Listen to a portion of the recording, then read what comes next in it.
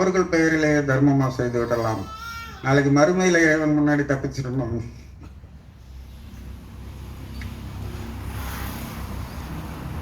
Okay, அடுத்த point வந்துடும். இந்த அரங்கத்தை கூட்டுறதுக்கு எனக்கு இன்னொரு உந்து சக்தி என்னன்னா, என்னுடைய எதிர்கால திட்டங்கள்.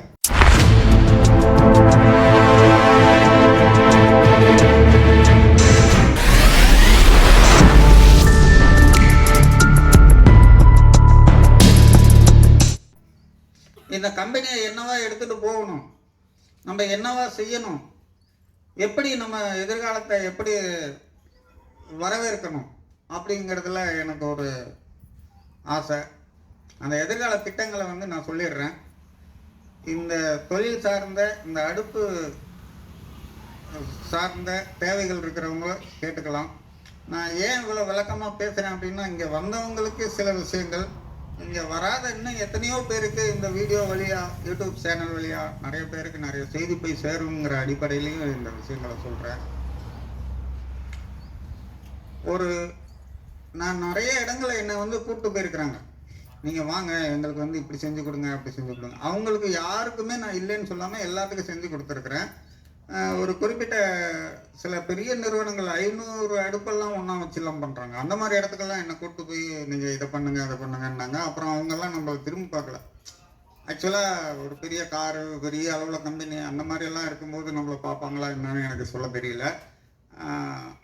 அந்த மாதிரியெல்லாம் என்னை கூப்பிட்டு அவங்களுக்கு என்னுடைய எதிர்கால திட்டத்தில் என்னன்னா, எத்தனை அடுப்பு இருந்தாலும் சரி, அவர்களுக்கு எந்த விதமான குறைகளும் இல்லாமல் ஓரளவு நிறைவோடையும், ஒரு 2 வருஷத்துக்கு ஒரு தடவை சின்ன சர்வீஸோடையும், ஒரு 500 அடுப்பு இருந்தாலும் அதையெல்லாம் ஒருங்கிணைத்து என்னால் விறகடுப்பாக செய்து கொடுக்க முடியும்னு ஒரு நம்பிக்கையை உங்கள் மத்தியில் விதைக்கிறதுக்காக தான் இந்த ஒரு இது. அப்போ எல்லா அடுப்புகளையும் ஒருங்கிணைத்து, எல்லா எக்ஸாஸ்டையும் ஒன்றா இணைச்சி, அதை ஒரு பொல்யூஷன், அதாவது மாசு கட்டுப்பாடு, பொல்யூஷன் வராமல் அதை இணைச்சி அப்படியே வெளியில் விடும்போது, எக்ஸஸாக போகும்போது அதில் எந்த விதமான பொல்யூஷனும் இல்லாமல் பார்த்துக்கணும் அப்படிங்கிறது என்னுடைய திட்டங்களில் ஒன்று. ரெண்டாவது, இன்றைக்கி இருக்கிற காலங்களில் விலைங்கிறது ரொம்ப அதிகமாக இருக்குது. குறைந்த விலையிலையும் அதே போல் தரம் நிறைந்ததாகவும் என்னுடைய அடுப்புகளை உற்பத்தி பண்ணுறதுக்காக நான் நிறைய இன்னும் ரிசர்ச் போயிட்டு இருக்கு. அது கூடிய விரைவில் வந்துடும். அதுக்கு நான் பயன்படுத்துகிற தொழில்நுட்ப உபயோகம் பவுண்ட்ரி தொழில்நுட்பம். அதாவது பவுண்ட்ரியில் ரெஃப்ராக்டரி பிரிக்ஸு, அதில் பல விதமான வெரைட்டிஸ் இருக்குது. அது நுட்பமாக நான் இப்போ நிறைய அலசி கொஞ்சம் அப்டேட் பண்ணிகிட்ருக்கேன். என்ன அந்த மாதிரி அந்த பவுண்ட்ரி தொழில்நுட்பத்தை பயன்படுத்தி மக்களுக்கு இன்னும் கொஞ்சம் விலை குறைவாக, இரும்பு அது இதுன்னு பண்ணிடாமல் இன்னும் கொஞ்சம் கட்டுமானம் இதில், ஏன்னா நான் நிறைய 37 பில்டிங் பண்ணதுனால எனக்கு அந்த கட்டுமான அடிப்படையிலையும் கொஞ்சம் அடுப்புகளை பண்ணோம்னா கண்டிப்பாக என்னால் இப்போ எனக்கு 40,000 கொடுக்குற அடுப்பை என்னால் 15,000 கொடுக்க முடியும். அதுக்கான அடிப்படை ப்ரோக்ராமிங்லாம் நான் பண்ணி வச்சுட்டேன். ஆனால் அதுக்கான பொருளை தேடி போய் அதுக்கு இங்கே என்ன விடணும். இங்கே என்னை இந்த அடுப்பு செய்ய, அந்த அடுப்பு செய்ய, நீங்கள் இது என்னாச்சு, அது என்னாச்சுன்னு இங்கே என்னை நம்பி 7-8 பேர் வேலை செய்கிறாங்க. அவர்களுடைய வாழ்வாதாரத்தையும் பார்த்துக்கணும், என்னுடைய வாழ்வாதாரத்தையும் பார்த்துக்கணும். இதற்கு இடையில தான் நான் கொஞ்சம் கொஞ்சமாக படிப்படியாக உணர்த்திக்கிறேன். ஓகே, இது என்னுடைய ஃபியூச்சர் ஆப்ஷனு. அப்படி ஃபியூச்சர் ஆப்ஷனில் எதிர்காலத்தில் இல்லத்தரசிகளை கவரும் விதமாக என்கிட்ட நிறைய பெண்கள் நிறைய பேசியிருக்காங்க. நீங்கள் இப்படி வேணும் அடுப்பு, அப்படி வேணும், நீங்கள் இந்த மாதிரி பண்ணுறீங்க, பரவாயில்ல அப்படின்னு. ஆக்சுவலாக நான் நினச்சிருந்தேன்னா அந்த பெண்களை வச்சு கொஞ்சம் வீடியோலாம் போட்டிருக்க முடியும். எனக்கு ரொம்ப கவர்ச்சின்னா ரொம்ப பிடிக்காது. அதை கவர்ச்சின்னா என்ன அடிப்படையிலன்னா, ஒரு பேச்சு கவர்ச்சியாக இருக்கக்கூடாது. ஒரு ஃபுட்டு சாப்பிட்டு சில பேர் வீடியோ போடுவாங்க, அந்த அதை எலும்பெல்லாம் எடுத்து அப்படியே கட்டிக்கிற மாதிரி, அந்த மாதிரிலாம் எனக்கு அது ஒரு அநாகரிகமாக தெரியுது. நான் அந்த மாதிரி என்னுடைய வீடியோக்களில் நீங்கள் பார்க்க முடியாது. என்னுடைய பேச்சு யதார்த்தமாக இருக்கும்.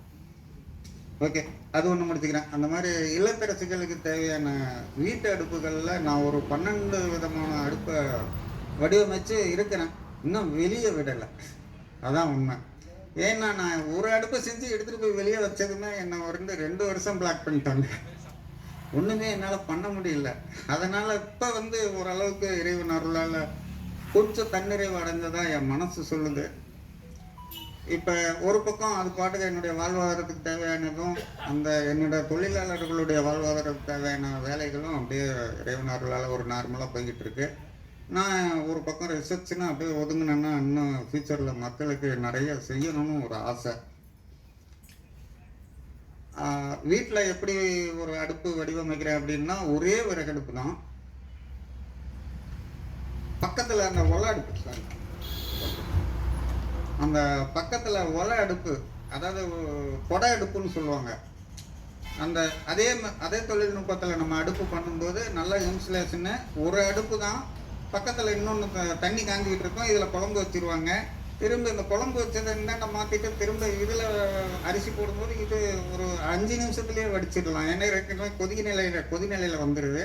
இது ரெண்டும் முடிக்கும் போது இன்னொன்று அவன் மாதிரி ஒன்று செஞ்சு அதுக்குள்ளே நம்ம மாரினைஸ் பண்ணி வச்சுருக்கிற ஒரு சிக்கனோ வேறு என்னவையாக இருந்தாலும் சரி, அது பேக்கரி ஐட்டமாக இருந்தாலும் சரி, ப்ரெட்டாக இருந்தாலும் சரி, அதுவும் ரெடி ஆகிடணும். இது திட்டங்களில் கிட்டத்தட்ட ஒரு 70% நிறைவு செஞ்சு வச்சுருக்கிறேன். அதே மாதிரி டீ பாய்லர் நிறைய பேர் நிறைய விதமாக செய்கிறாங்க. ஆனால் அதிலெல்லாம் ஒரு பெரிய தொழில்நுட்பம் இருக்கிறதா தெரியல. அதையெல்லாம் தாண்டி நான் ஒரு சிறந்த தொழில்நுட்பத்தை ரெடி பண்ணி இப்போக்கும் அங்கே எல்லாம் ஒரு 70% பணி நிறைவு செய்து அப்படியே வச்சிருக்கிறேன். அதனால் எதிர்காலத்தில் இது மாதிரி இன்னும் நிறைய கண்டுபிடிப்புகளை உங்களுக்கு நான் வழங்கணும்னு கேட்டுக்கிறேன். மற்றபடி என்னுடைய பேச்சை இதோட முடிச்சுக்கலான் இருக்கேன். எனக்கு இவ்வளோதான் பேச வருது.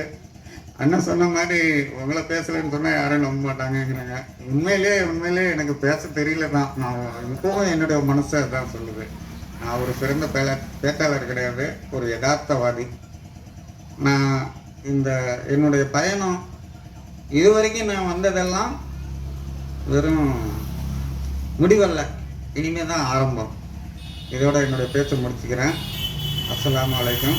வந்திருக்கும் உங்கள் அனைவருக்கும் இறைவனின் சாந்தியும் சமாதானம் உண்டாகட்டும். அடுத்து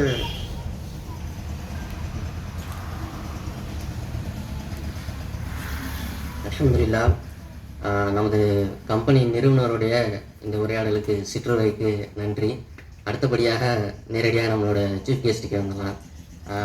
நம்ம பாய் முஜிப் பாய், உங்களுடைய ஒரு சிறிய உரை இங்கே எல்லாரும் அவளை எதிர்பார்த்துட்ருக்கோம்.